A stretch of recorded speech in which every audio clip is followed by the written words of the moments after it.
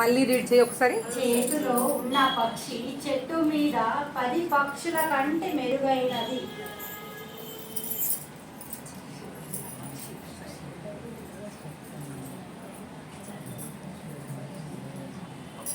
Yes, anybody?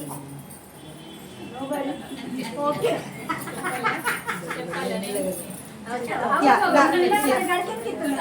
వేరే వాళ్ళకి ఇద్దాం. వేరే వాళ్ళకి మాట్లాడండి. ఎవరైనా మాట్లాడాలంటే మన దగ్గర ఏమైనా ఆప్షన్స్ ఉంటే అది మనం యూజ్ చేసుకోవాలా. అంటే